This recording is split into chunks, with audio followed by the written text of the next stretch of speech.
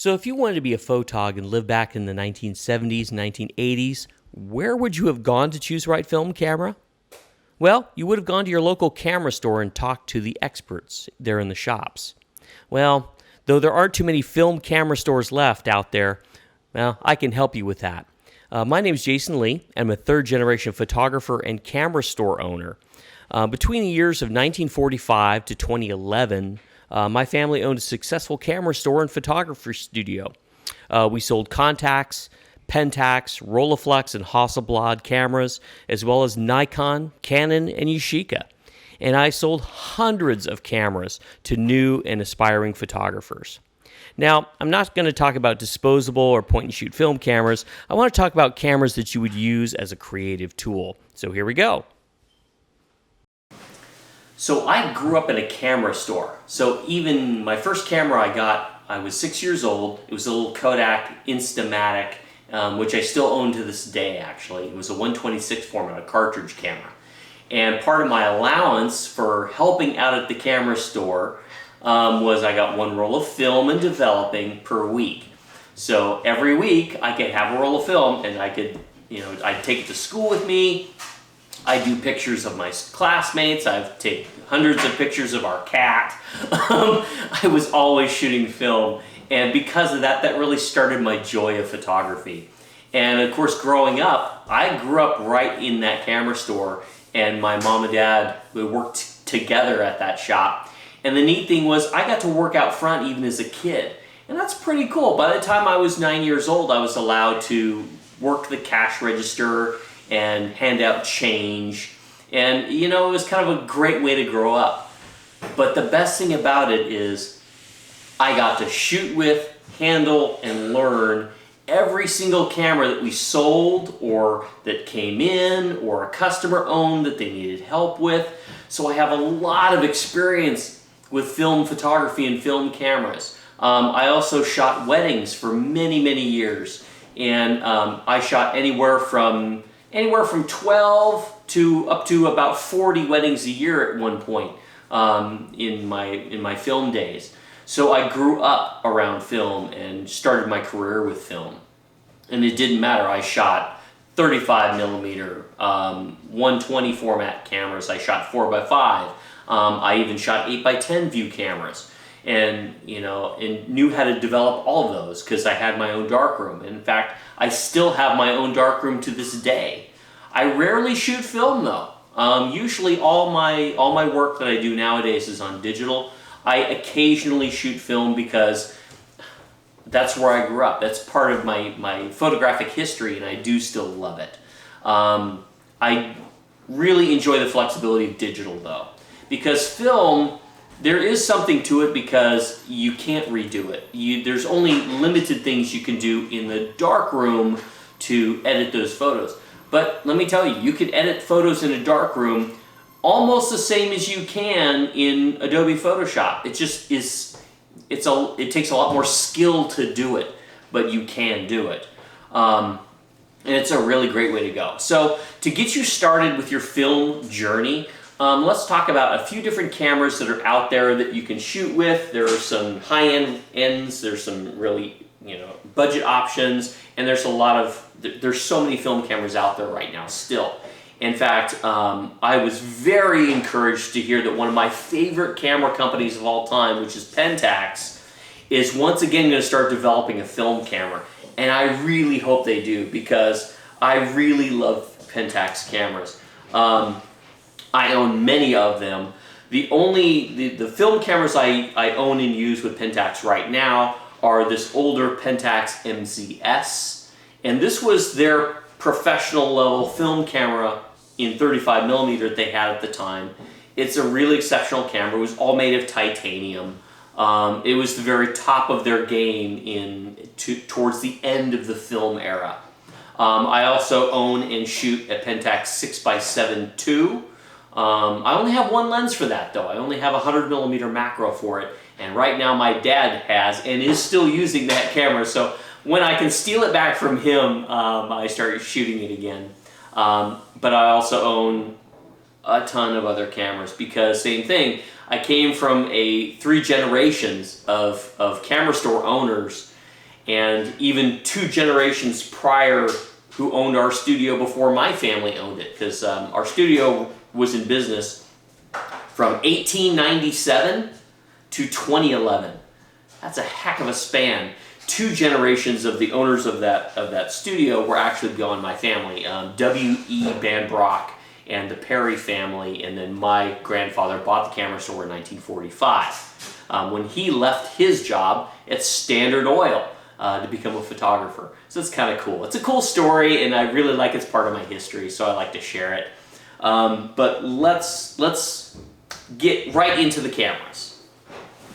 So the camera my 35mm camera I use most often nowadays is actually this one here. This is the Pentax MZS. It's a 35mm, and I really only use 1 or 2 lenses on it.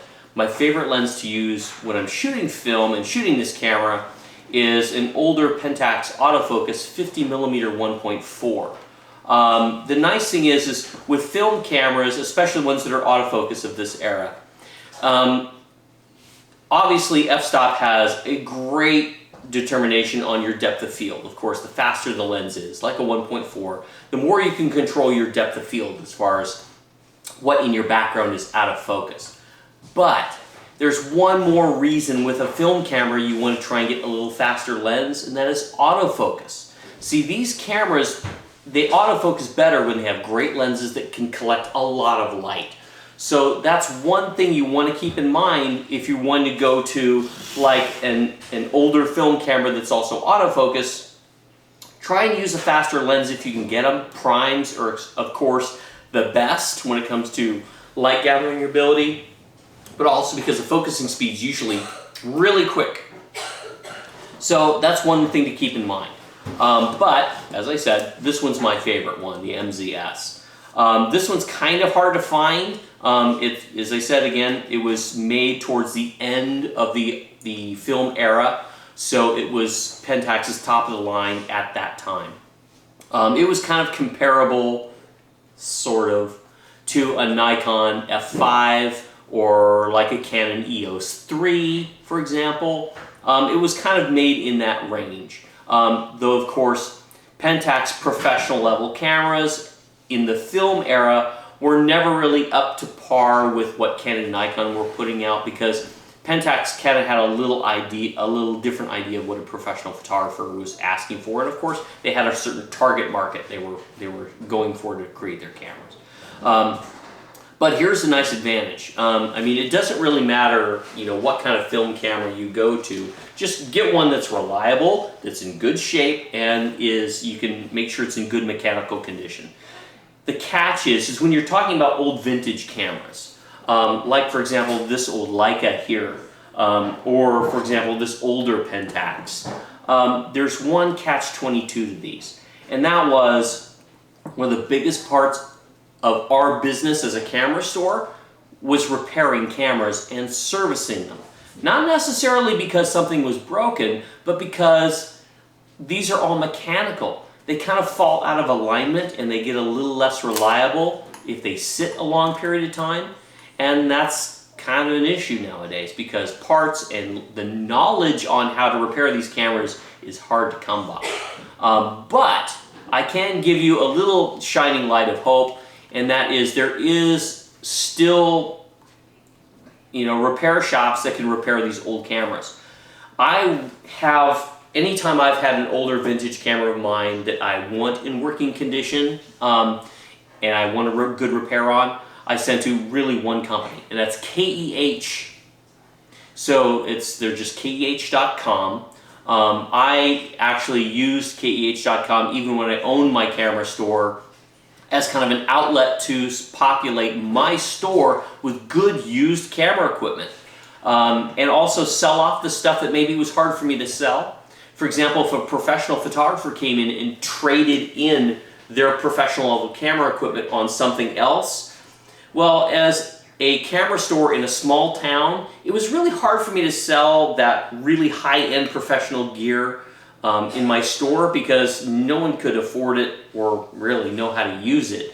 And so a lot of times what I do is that high-end stuff I would sell to KEH Camera Brokers, and in exchange I would buy from them things like Canon AE1 programs, Minolta SRT 101s, a lot of Pentax, like the Pentax K1000 or Spotmatic cameras, because in my town there was a thriving photography class at our local high school.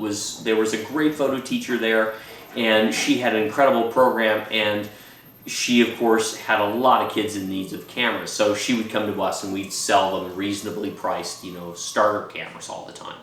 So that was kind of part of that. But KEH, still to this day, one of the most reliable used camera sources you can have anywhere to buying gear. And just so you know, KEH is not sponsoring this video. I doubt they even know who I am. But at the same time, I highly recommend, if you're going to buy a film camera, buy it from KEH.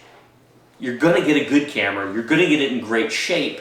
And because they also can repair older cameras, if something goes wrong, you could send it back to them, have them, you know, fix it or repair it. Or if you found an older camera somewhere else that you maybe kind of want to see if you can repair it, don't hesitate. Send it to KEH and have them check it out. I really recommend them. So anyway, to go on to the next kind of step, I want to talk about the Canon EOS. And we're talking film cameras, not digital.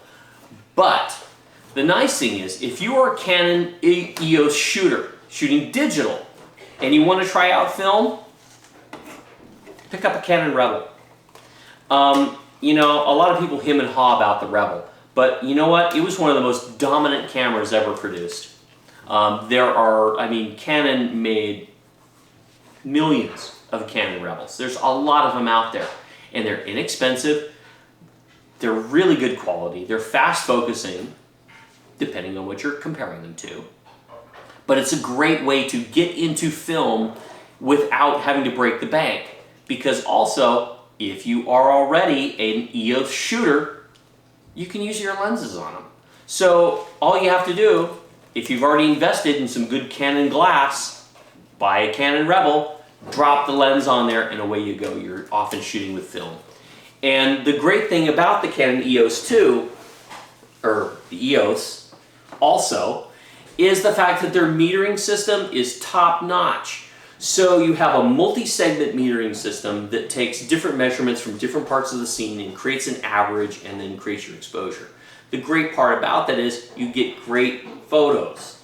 Because no one, especially with the cost of film and developing right now, nobody wants to go shoot or roll 36 exposure film and get about a bunch of blank prints back, or overexposed or underexposed prints, because you're not familiar with shooting with film cameras with average metering systems. And because it's a matter of learning the systems. One of the things I see a lot in people who are learning film, and they're shooting film and they're very creative, doing some fun stuff, but the pictures they're getting are really overexposed, maybe really underexposed. And you know, maybe artistically, maybe that's what they're going for. I can't tell you, I don't know. Maybe that's an aesthetic they're trying to project in their work, which is totally cool, it's fine. Not my cup of tea, but you know, everyone's got to do their own thing, and I love that part. So with a film camera like this that's average metering, you kind of have to know a little bit about light and how film records light. So, for example, in a film camera like this, what it does is it just takes all the light, no matter how dark it is, no matter how light it is, as far as shadows are concerned, into account. It just sees light and will give you a base exposure based on that. Now, usually that's pretty in the middle, but same thing, if you're really dealing with an extreme lighting condition like summer, outdoor, bright light, it's going to throw your metering off. So you're going to have, you know, no detail in your shadows, you're going to have blown out highlights, and so you have to manage that. So that's one thing to keep in mind when you're shooting these old vintage cameras. There's a learning curve involved with knowing your camera, knowing how your meter works. For example, in this old Pentax here, exactly that. It has an average metering system. It just goes through the light that it sees through the entire plane, creates an average based on that. Most of these cameras are something they have center weighted metering. They're not just a flat panel. They put a emphasis on whatever's in the center of it, depending on the model of the camera, of course. But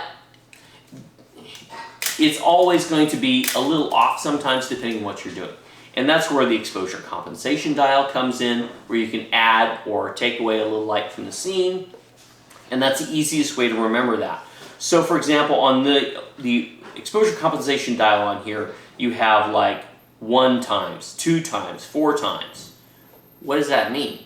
Well, it means double the amount of light, 4 times the light. So it's basically just adjusting that a little bit, as far as it's adjusting what your meter is seeing, kind of fooling it, and then you adjust from there. Or you can just do it in your head. It's not that difficult. For example, if you're shooting outdoors and your readings, your meter readings are saying to shoot at 250th of a second f, let's say 5.6, okay? So every stop that you use, so to go from 5.6 to f4, basically what you're doing is you're cutting the value of the light in half. So every time that you turn that dial to the next stop, you're cutting the amount of light traveling through the lens in half. So let's say if you have a scene that's really bright, what you might want to do, if the light is the emphasis, for example, let's say you're in a situation where you have light behind your subject. Well, if I cut the amount of light coming down in half, it's going to make my background really bright, but my subject's going to be really dark. So what do? Well, you expose for the person in the scene. So, for example, if you've got a backlight situation, that means you have too much light.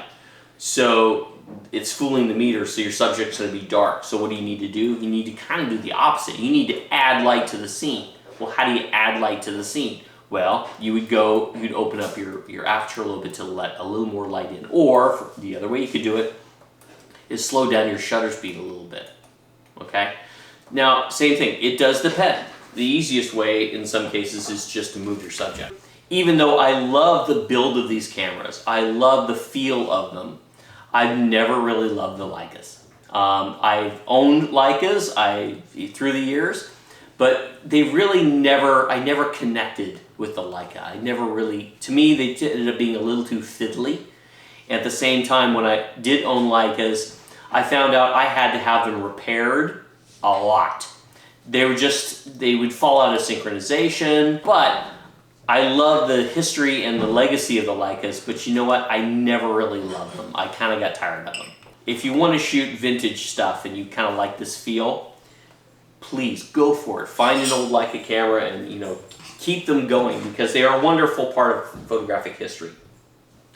I, on the other hand, kind of like the funky old ones. So this is one of the funky old ones that I really love. This is an old Argus, and this is really unusual. So this is an Argus with a telephoto lens on it. So this is a 35mm camera, and this Argus has a 135mm f4.5 lens on it. It is really cool. This is one of my favorites in my camera collection. But you cock the shutter here, focus, and you've got a little rangefinder here, just like on a Leica, to kind of get it into range and then shoot the picture. I always call these Arguses the brick camera, because as you can see, it's a brick, and it weighs about as much. But it is a real fun camera to shoot, and this one especially, they're great things. And what's amazing, still works.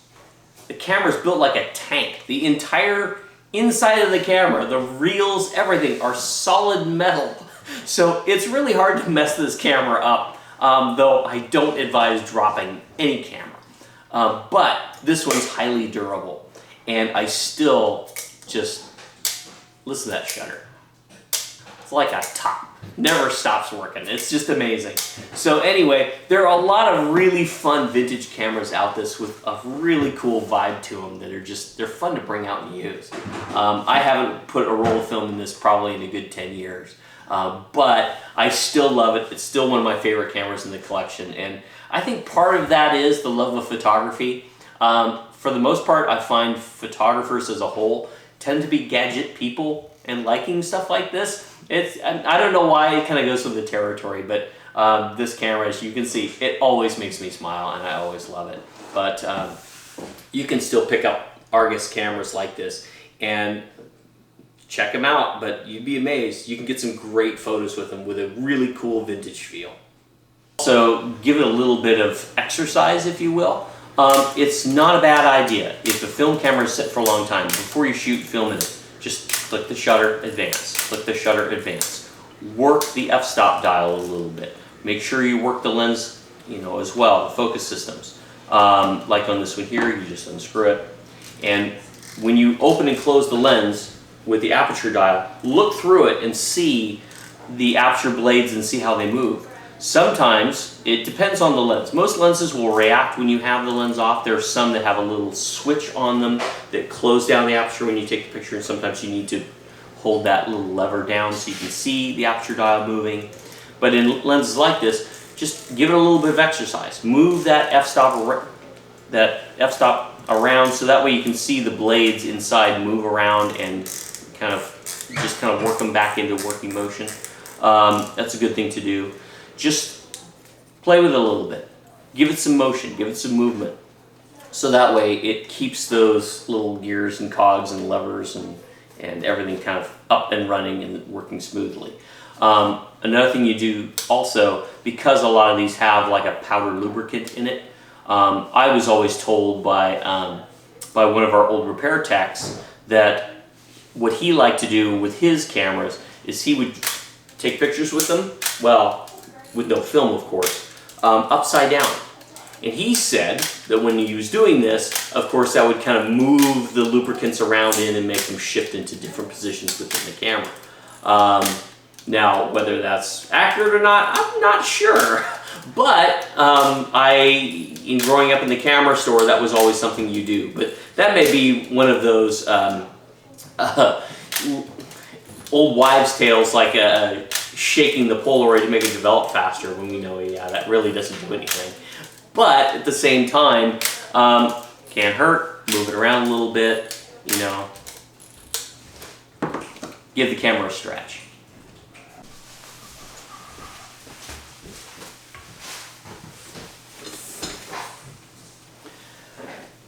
Okay, before I close the video, I wanted to go over one other little thing about, vintage equipment. And this is for all you Sony alpha shooters out there. As I said, I grew up on film photography. I always have loved it.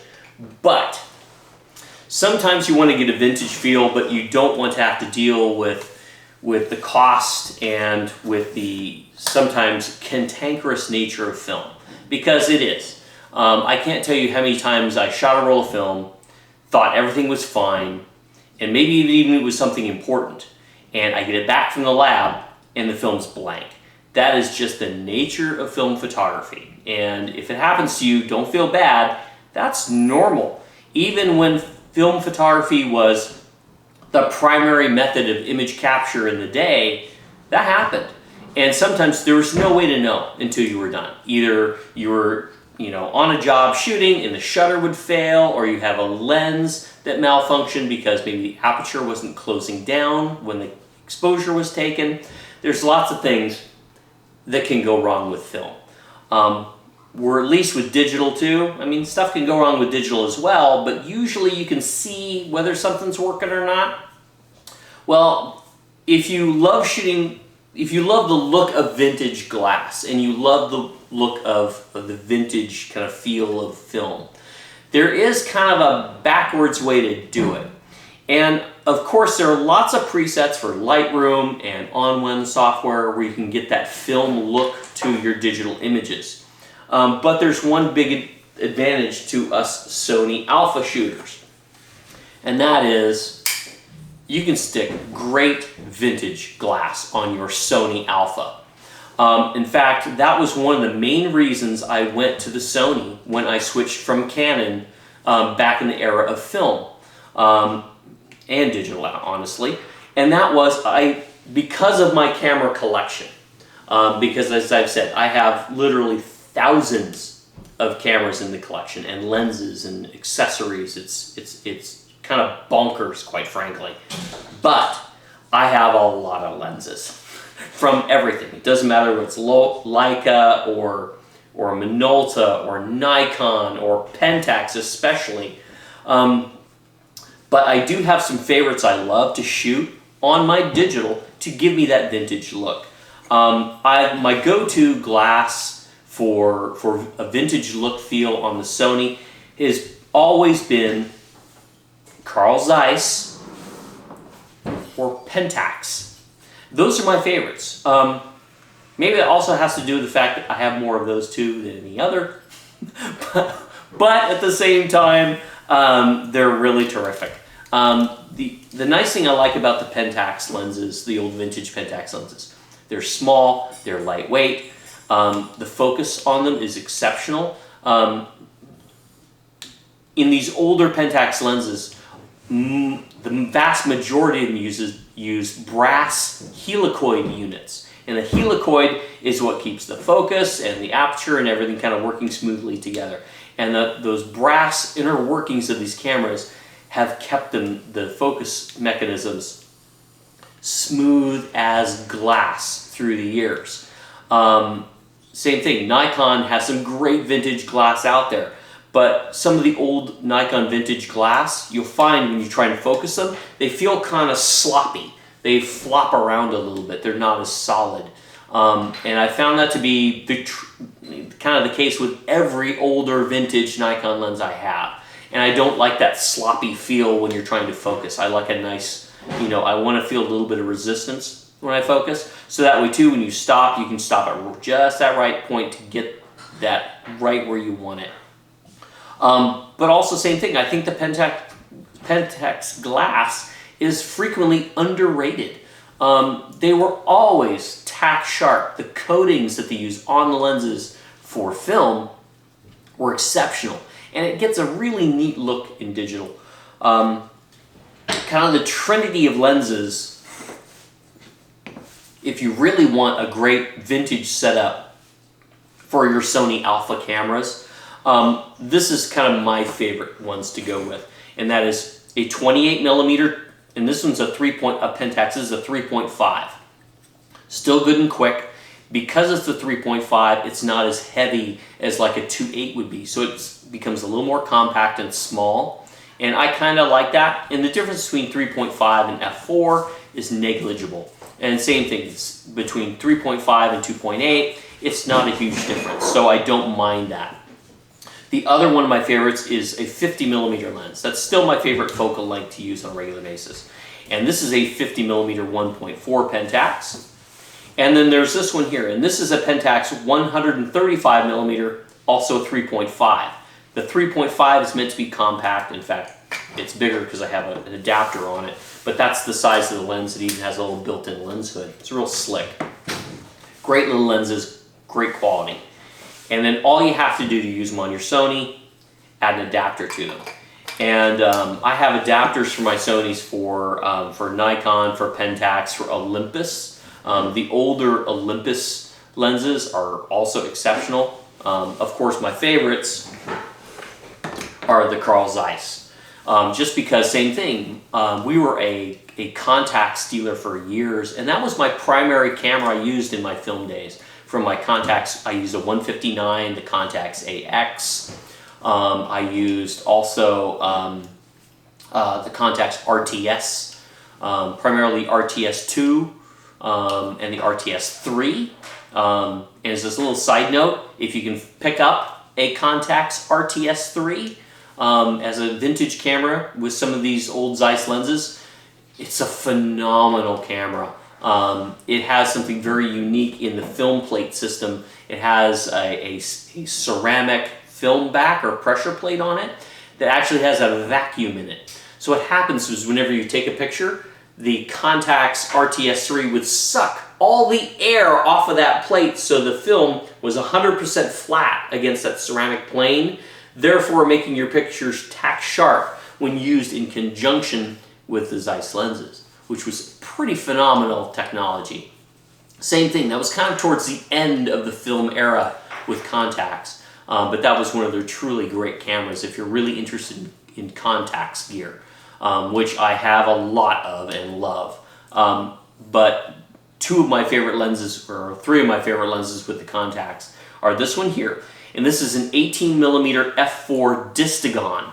And this is one of their really finely made wide-angle lenses.